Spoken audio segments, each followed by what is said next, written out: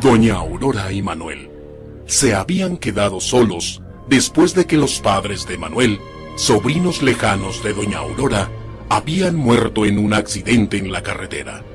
Ella, anciana, de mal carácter, enérgica y poco comprensible a los problemas psicológicos de su pariente lejano. ¡Manuel! ¡Manuel, ¿dónde estás? De seguro que ya estás metido viendo películas malas en la televisión. ¡Manuel! Te estoy hablando, ¿que no me oyes? Pero donde te vea te voy a surtir a golpes. Maldita sea la hora en que te recogí. ¿Por qué no te mataste junto con tus padres? ¡Maldito enfermo!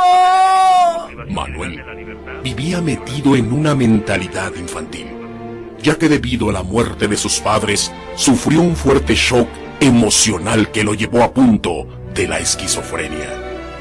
Él, ante los constantes maltratos de aquella mujer, prefería estar lejos de ella. Esa vieja no me deja en paz. Un día la voy a matar. Sí, la voy a matar con las agujas de sus tejidos.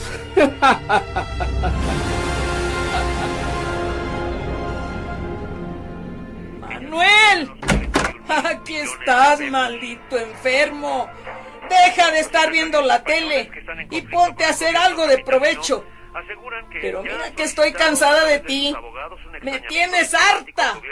¿Por qué no mejor te largas y me dejas sola? Estoy mejor sola que contigo. ¡Lárgate! ¡Vete de esta casa! ¡Pero córrele! No te quedes ahí parado como menso nomás viéndome. ¡Órale! ¡Ya déjame en paz! ¡Déjame en paz! ¡La odio! ¡La odio!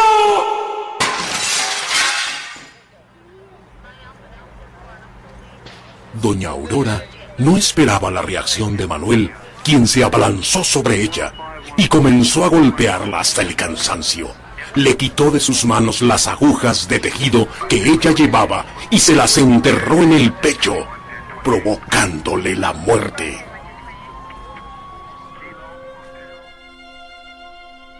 Los años han pasado. Ahora Manuel se encuentra en un hospital psiquiátrico. Está solo, encerrado en una habitación de alta seguridad y amarrado con una camisa de fuerza. Era de extrañarse que solo una vez al año, esto cumpliéndose un año más de la muerte de aquella mujer, era cuando Manuel se ponía bastante mal. ¡No! ¡No! ¡Yo la maté! Porque ella era mala conmigo, por eso la maté. Ella viene a verme, ahora quiere matarme, ahora quiere matarme. ¡Manuel! Vengo por ti, chamaco desgraciado. Pero mira lo que me hiciste. Manuel, ven, ven. Desde la oscuridad de uno de los pasillos, se parecía escuchar la voz de aquella mujer. ¡Auxilio! ¡Ayúdenme! ¡Auxilio! ¡Es Doña Aurora! A pesar de sus súplicas, nadie acudía en su ayuda. Los médicos y guardias del hospital decían que esto era parte de sus alucinaciones. He venido por ti.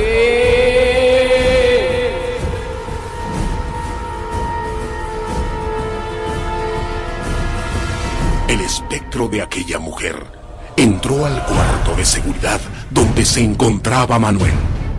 Al tenerlo de frente, se abalanzó sobre él. ¡No, por favor, no! ¡Ayúdenme! ¡Oh! ¡Oh! No fue sino hasta la mañana siguiente, cuando una de las enfermeras llevaba el desayuno de Manuel, que descubrieron algo terrorífico.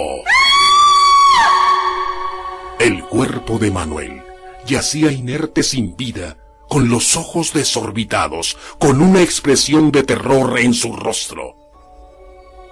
Todo era explicable. Sus alucinaciones y sus gritos. Pero, ¿su muerte? Lo que nunca se explicaron fue cómo llegaron unas agujas plateadas de tejer a esa habitación, y menos cuando descubrieron que eran las mismas agujas con las que Manuel había asesinado a doña Aurora años atrás. Ahora, esas mismas agujas habían dado muerte a Manuel, enterradas en su pecho. El siguiente relato es un hecho real, escúchenlo. Como muchas personas que llegan de otra ciudad, la familia de la señora Ortiz arribó a la ciudad de Aguascalientes con el deseo de prosperar. Mi nombre es María Elena Smith, se dio en una casa que está ubicada en la calle J. Correa, casi esquina con Nieto. Es una casa de 3 pisos, una casa muy grande. Como a los 2 meses de haber ocupado la casa, mi niña Victoria me empezó a contar que tenía miedo. No quería ir al baño sola, no quería irse a dormir y empezó a tener actitudes un poco extrañas, lo que a mí me empezó a inquietar. La casa está compuesta en sus exteriores por grandes terrazas en cada uno de los pisos.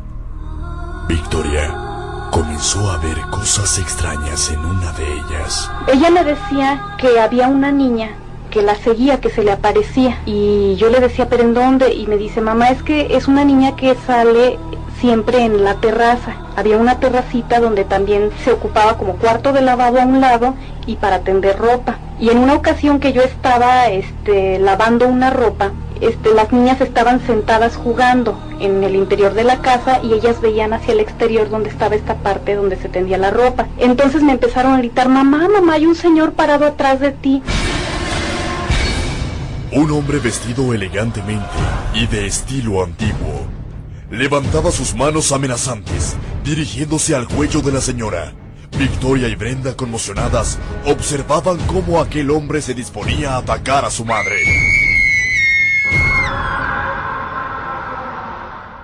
Cuando la mujer volteó, no vio nada. Solo notó cómo las sábanas que tenía tendidas volaban y caían como si alguien hubiese pasado por entre ellas.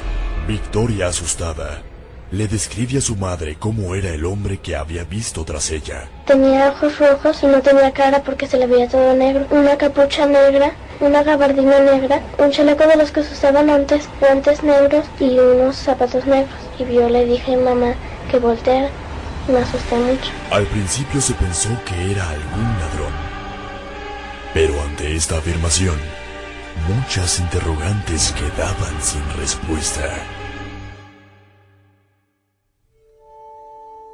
Los días pasaron, y la salud de Victoria se veía afectada por aquella aparición. Y a partir de ahí, ya no dormía la niña. De hecho, la maestra me mandó a llamar y me dijo, ¿sabe que su niña tiene problemas? Está muy nerviosa, yo la veo muy ojerosa y está asustada. Dice, ¿qué pasa? Siempre había un lugar más frío en aquella casa.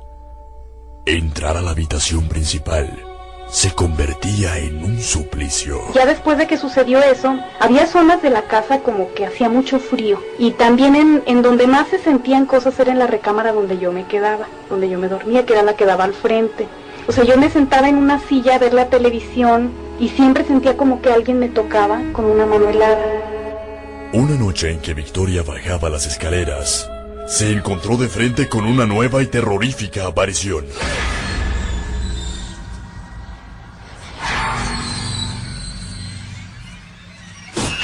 Era una señora que no tenía piernas, tenía una falda larga gris, un suéter tejido beige, tenía ojos así como si fueran de foco, le brillaban, toda blanca con pelo de melenita y era güera.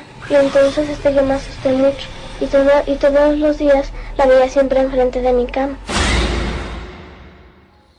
Entonces en una ocasión la niña iba bajando de las escaleras, iba volteando así y yo estaba en un descanso de la escalera y vi cómo la niña salió disparada hacia abajo como si alguien la hubiera aventado. Un extraño ser se aparecía justo frente a ella. Su tamaño era el de una niña, pero su rostro era el de una mujer mayor. Este ser de pesadilla la tomó por la espalda y la empujó con gran fuerza por las escaleras. esta niña se puso peor, ya no dormía en las noches, amanecía con unas ojeras, pero enormes así. Entonces la llevé con los padres de ahí de la Merced, y los padres le estuvieron rezando no sé qué cosas en latín a la niña, y de la bendición esa que le dieron a la casa, como que se calmaron un poco las cosas, pero después siguieron. Entonces lo que optamos fue por mejor irnos de la casa. Meses después, el destino hacía que la señora Ortiz encontrara una respuesta a lo sucedido. Ya después, casi al final de esto, yo fui a una tienda a la vuelta, y la señora me dijo, oiga, yo le voy a decir una cosa, dice, ahí vivió muchos años una persona, duró ahí como más de 15 años o 20, muchos años vivió ahí. Dice, y esta persona era una señora ya mayor que se puso muy grave y le tuvieron que amputar una pierna. Dice, incluso los gritos se oían hasta fuera de la casa, y después le amputaron la otra. Dice, y la señora murió en la habitación esa donde ya le conté yo, dice, pues en esa murió la señora. Que a lo mejor lo que la niña veía no era una niña, como no le veía las piernas, pensaba que a lo mejor era la señora. Y que murió ahí la señora en una situación bastante fea.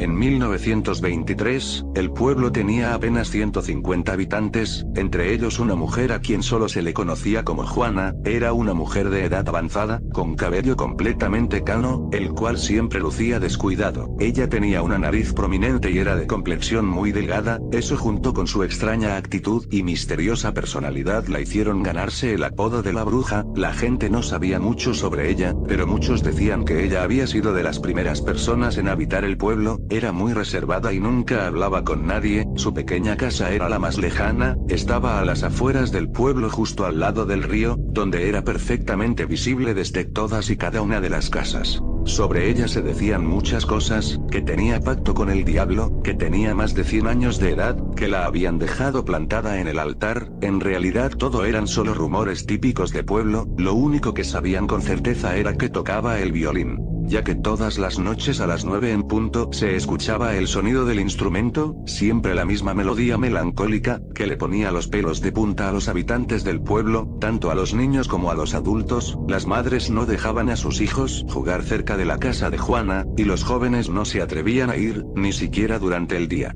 En el momento en el que se escuchaba la melodía del violín la gente entraba a sus casas para dormir, era como una especie de costumbre, como si el violín avisara que ya era hora de dormir. Incluso algunas personas utilizaban esto para hacer que los niños durmieran temprano, les decían que tenían que estar dormidos antes de que sonara el violín de la bruja, porque si no lo hacían ella iba a llegar para comérselos. Los niños asustados siempre se iban a la cama una hora antes de que sonara la melodía. Una noche, antes de que dieran las 8 p.m., en el pueblo se empezaron a escuchar gritos desgarradores. La gente desconcertada salió de sus casas para ver qué sucedía. Se sorprendieron al ver que la casa de Juana se incendiaba. No se sabía que había iniciado el fuego, pero la gente comentaba que debió ser una vela que cayó al suelo, ya que en ese tiempo el pueblo no contaba con energía eléctrica. Los gritos eran de ella, no cabía duda. Lo más probable es que estuviera atrapada en el incendio. Las personas estaban aterradas, sin embargo nadie acudía a ayudarla, solo se limitaron a contemplar horrorizados desde lejos como la casa era consumida por el fuego. Nadie acudió a los gritos de ayuda, por más desgarradores que fueron, los gritos se perdían entre el sonido de la madera quemándose, gritos que pronto se convirtieron en sollozos, y después, silencio total. Fue hasta la mañana siguiente cuando la policía llegó al pueblo que no contaba con un servicio de seguridad. Los policías entrevistaron a todas las personas del pueblo y todos aseguraron no haberse dado cuenta de lo que había pasado, sino hasta ese día en la mañana. Los policías encontraron los restos calcinados de la pobre mujer, se había consumido por completo, apenas si parecían restos humanos. Como no tenía familia, los policías decidieron enterrar sus restos en el jardín de su casa o lo que quedaba de ella, todo esto solo para ahorrarse trabajo. Después de todo nadie la extrañaría, ni reclamaría sus restos. Finalmente la policía se marchó dando el caso por cerrado y dejándolo como un incendio accidental. Las personas estaban desconcertadas, a muchos no les importaba pero algunos más se sentían muy culpables por no haber hecho nada. Sin embargo todos estaban de acuerdo en algo, por fin descansarían de esa mujer, por fin estarían tranquilos y no los molestaría ese maldito violín otra vez. Esa misma noche las personas se disponían a dormir como siempre, todos estaban bastante tranquilos a pesar de lo que había sucedido la noche anterior, dieron las 9 p.m. en punto y fue entonces cuando un escalofrío colectivo recorrió el pueblo. Nadie lo podía creer, pero ese sonido era inconfundible, era el violín de la bruja, era la melodía que siempre sonaba a la misma hora. Las personas entraron en pánico, se encerraron en sus casas y tapearon las ventanas. Sin embargo, el sonido era muy penetrante, era como si estuviera dentro de sus cabezas. Las personas horrorizadas se cubrían los oídos con las manos o con sus almohadas, hasta que finalmente la melodía terminó. Duraba siempre alrededor de 4 minutos y esta vez no fue la excepción. Nadie comprendía lo que estaba pasando, sin embargo todos estaban comenzando a sospechar lo más obvio para ellos, que era la bruja que había vuelto de la muerte para atormentarlos. Pasó el tiempo y siempre era lo mismo, ese sonido infernal que incomodaba tanto a las personas. Durante semanas no pasó nada además del sonido del violín, siempre puntual a las 9 de la noche, pero una noche, el violín no sonó, las personas del pueblo se sintieron aliviadas, pensaron que todo había terminado, pero estaban completamente equivocados. Fue hasta entonces que el verdadero terror inundó de lágrimas el pueblo, ya que los niños comenzaron a desaparecer uno a uno. El primero fue Pablo, el hijo del herrero del pueblo. Desapareció la noche que el violín no sonó, lo buscaron por todas partes pero jamás encontraron nada. Pasaron los meses y la melodía seguía escuchándose todas las noches, hasta que una noche de nuevo no se escuchó. Esa noche una niña pequeña, hija de una familia de carniceros del pueblo, desapareció sin dejar rastro alguno. Y así cada mes o cada 2 meses el violín no sonaba y la gente sabía lo que eso significaba, sabían que un niño iba a desaparecer. Los padres asustados se quedaban toda la noche junto a sus hijos para cuidarlos, pero tarde o temprano se quedaban dormidos y al despertar el niño no estaba más con ellos. Para 1928 ya no quedaban niños en el pueblo, con excepción de uno. Yo, que en ese tiempo tenía ya 16 años, y aunque prácticamente ya no era un niño, si era el más joven del pueblo, cuando el pueblo se quedó sin niños, fueron los adultos quienes comenzaron a desaparecer uno a uno. La gente ya no aguantaba más, sabían quién era el responsable de todo esto, o más bien la responsable, sabían que era esa maldita bruja. Un día el pueblo se reunió, para entonces ya solo había 89 habitantes incluyéndome a mí, todos estaban furiosos y decidieron ir todos juntos a la casa de la bruja o lo que quedaba de ella. El plan era exhumar sus restos y llevarlos a otro sitio lejos del pueblo. Ya eran casi las 9 de la noche y el pueblo se encaminó hacia la colina donde estaban los restos, pero antes de que se pudieran acercar demasiado, todos quedaron paralizados del miedo. Yo solo observaba todo desde el pueblo ya que mis padres no me dejaron ir con ellos. El violín comenzó a sonar, y todos vieron algo saliendo de entre la tierra. Era un espectro verdaderamente horrible, e inmediatamente supieron que era la bruja. Era prácticamente un esqueleto calcinado, con algunos trozos de piel aún adheridos a él, un vestido negro quemado y mechones de cabello largo y blanco que flotaban sobre su cráneo. Esa cosa portaba un violín viejo y quemado también, probablemente eso era lo que hacía que sonara tan espantosamente. El espectro flotó desde el lugar donde salió hasta la cima de la colina, justo donde la bruja tocaba en vida todas las noches. Para llegar ahí, pasó justo junto a la gente del pueblo pero parecía que no los veía o no les ponía atención. Siguió tocando su melodía pero algo la interrumpió. Las mujeres y los hombres del pueblo comenzaron a arrojarle piedras, estas solo atravesaban al espectro, sin embargo parecía que le causaban algún tipo de reacción. Fue hasta que las personas comenzaron a gritarle que el espectro dejó de tocar y volteó hacia ellos. Le gritaban y le reclamaban todos al mismo tiempo cosas como: lárgate de aquí, déjanos tranquilos. El espectro solo los miraba, entonces comenzó a flotar más alto hasta quedar por encima de las personas. Emitió un sonido muy fuerte, parecía un grito pero era más como un sollozo. Todo quedó en silencio, hasta que una mujer se atrevió a hablar. Ella dijo: ¿por qué haces esto? ¿Por qué nos atormentas y te llevas a nuestros hijos y familiares? ¿Qué te da derecho a hacerlo? Vete de aquí, maldita bruja. Al escuchar esto, el espectro pareció estar más furioso que antes y entonces habló, con una voz inhumana dijo: yo no soy ninguna bruja y nunca lo he sido, todo esto es culpa de ustedes y de nadie más, ustedes me hicieron esto, Ustedes vieron cómo se quemaba mi casa, escucharon mis gritos y nadie vino a ayudarme, todo por sus estúpidas ideas de que yo era una bruja. Yo solo era una anciana indefensa, vivía sola y lejos porque la gente me rechazaba, no porque yo quisiera hacerlo. Todos me juzgaban por mi apariencia, me tenían miedo sin razón alguna, sé que se decían cosas horribles sobre mí, sufría cada día el rechazo de todos ustedes, ni siquiera después de mi muerte tuvieron respeto, dejaron que me enterraran aquí, que fuera olvidada sin más. Bueno, pues ahora puedo hacer lo que decían, puedo ser lo que ustedes creían que era, puedo comerme a sus hijos y a sus familiares. Ustedes no podrán dejar nunca el pueblo, los vigilaré, nunca podrán irse. Estarán atrapados aquí hasta que todos paguen por lo que me hicieron, en especial el responsable directo de todo esto. Se elevó en el aire aún más y dijo: ¿quieren de vuelta a sus hijos? Aquí los tienen. El espectro abrió la boca y empezó a arrojar huesos, sangre y pedazos de carne sobre las personas, los cubrió a todos con los restos de sus hijos, los cráneos irreconocibles y los trozos de ropa, incluso algunos zapatos de niño quedaron sobre el suelo. Habiendo hecho esto, el espectro se desvaneció y todos salieron corriendo, gritando y llorando hacia sus casas. Esa noche no pude más, fui con mi madre y le conté la verdad, le dije que yo era el responsable de todo. Mi madre no comprendió lo que le trataba de decir, así que le conté todo desde el principio.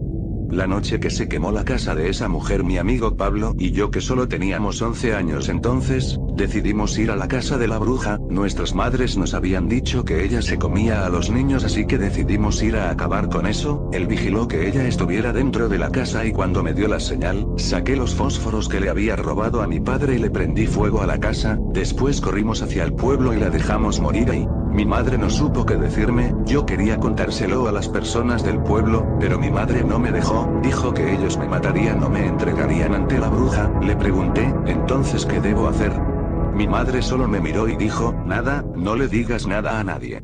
Las cosas empeoraron con el tiempo, las desapariciones se hicieron más frecuentes, pero ahora era diferente. Al día siguiente de que alguien desaparecía, su cuerpo se encontraba en el centro del pueblo tirado en el suelo. Los cuerpos estaban siempre igual, completamente abiertos por las costillas, como si se tratara de un carnero, la cabeza destrozada y con los brazos y las piernas mutiladas. Era algo verdaderamente espantoso, las personas no podían dormir, el pueblo se convirtió en un manicomio, las personas estaban perdiendo la cordura, se encontraban cadáveres muy frecuentemente, ya sea de las personas que desaparecían o de las que desesperadamente trataban de escapar y salir del pueblo. Apenas sobrevivíamos con lo que se cultivaba y con la poca agua que llevaba el río, todo era un infierno. Pasaron los años y siempre el violín sonaba a la misma hora, pero era más horrible cuando no sonaba. Todos sabíamos que eso significaba la muerte de alguien del pueblo. Así es como perdí a mis hermanos, a mis vecinos, a mi madre y a mi padre, y yo no comprendía por qué no venía por mí. Sé muy bien que ella sabe que yo fui el responsable, sin embargo parece estarme dejando para el final, tal vez para hacer más largo mi tormento. El pueblo se quedó solo poco a poco, hasta que solo quedé yo. He vivido demasiado, mucho más de lo que quisiera, vivo solo en una casa que casi se está cayendo, paso los días y las noches sentado afuera en mi mecedora, con una taza de café en una mano y mi escopeta en la otra, aunque sé que no me servirá de mucho cuando ella venga por mí. Ahora yo tengo ya más de 100 años de edad, y de verdad deseo la muerte con todas mis fuerzas. He perdido todo lo que tenía, no tengo nada por qué vivir. Supongo que es lo que merezco por haber hecho lo que hice, por asesinar a una mujer inocente y juzgarla solo por lo que decían los demás, por condenarla al sufrimiento eterno. Sé que merezco esto y más, sin embargo, aunque deseo morir, me da miedo lo que ella me pueda hacer. Sé que me dejó para el final, sé que el peor de los castigos está siendo guardado para mí. La melodía de ese violín me la sé de memoria, después de tantos años de escucharla no la puedo sacar de mi mente. Dejo este relato para que alguien conozca mi historia, para no quedar en el olvido. Sé que hoy me enfrentaré finalmente a mi destino, sé que por fin ha llegado el día, lo sé, porque son las 9 en punto y hoy no escuché sonar el violín de la bruja.